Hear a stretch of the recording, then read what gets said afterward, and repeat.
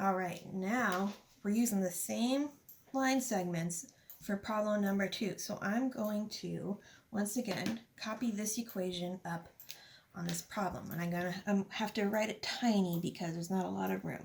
So I have PQ plus QR equals PR. So that's my equation based on these points in line segments.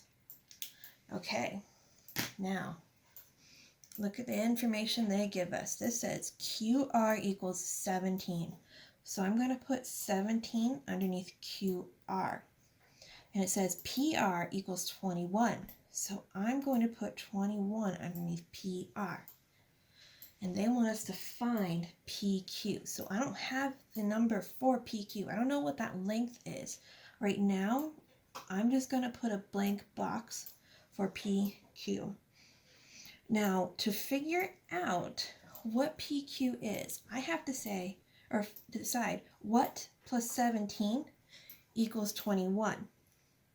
There are two ways for me to figure this out. Either I could count on my fingers, which I will demonstrate in case you don't have a calculator or if your phone's dead, or I can use a calculator. I'll show you how to count on your fingers first, and then I'll show you what to type into your calculator. So first, if I'm going to count with my fingers, I'm going to start at 17, and I'm going to count until I get to 21. So let's start with 17. So we have 17, 18, 19, 20, 21. So I had to go up 4 to get to 21. So that tells me that this should be a 4. I'm going to use a darker color so it doesn't blend in with the box. So just using my fingers, I have found out that PQ must be 4.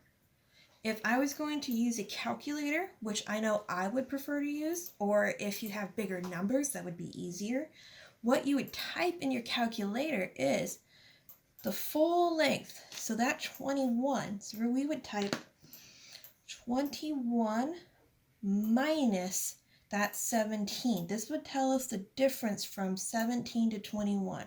So you would type in your calculator 21 minus 17. And that would also tell you that that number would be 4. So I hope that makes sense, how you would go backwards and subtract to find that missing value. Now I can see I have 4 for PQ. So my answer is PQ equals 4. Put a box around it because it's my answer.